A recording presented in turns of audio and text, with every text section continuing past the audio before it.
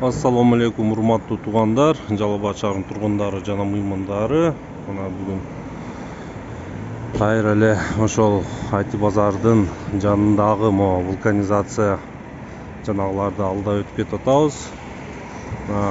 Орустар айткандай хорошо понемногу дегендей, өткөндө могул жер бош эле, бүгүн көрүп атасыңар.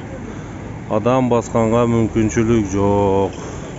Тротуарындагы машина элеген, башка жериндагы машина элеген. Бул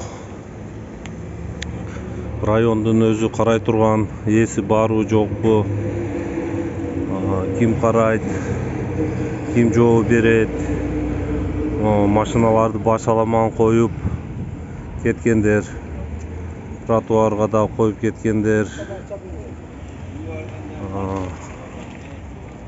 жолго дагы эле коюп кеткендер. Мына эч ким карабайт бул жакта.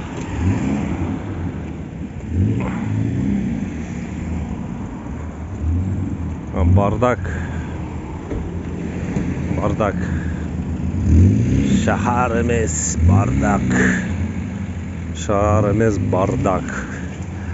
Эми кээ-бирлериңер могу кыргызбы, кыргызча сүйлөдөгениңерге мен өзү чынын айтсам чет элде көп жыл жашап, орустарды арасында төрөлүп, орустарды арасында чоңоюп, кыргызчаны жакшы билбей калган экенмин.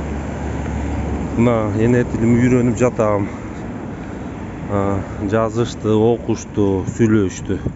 Ошого калп этпейсиңер бир аз. Ошол жага кечирип коесуңар. Кулагыңарга ушундай эле башкача угулуп кетип атса.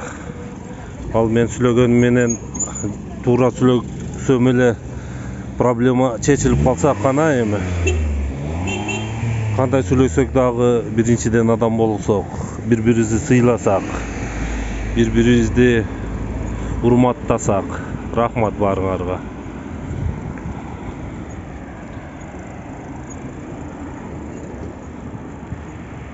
Мына адамдар жолдо кетип атат, тротуарда эмес. Жолго басышка туура келип атат адамдарга, себеби тротуарга машиналар туруп алган, мындай стоянканы ордуга.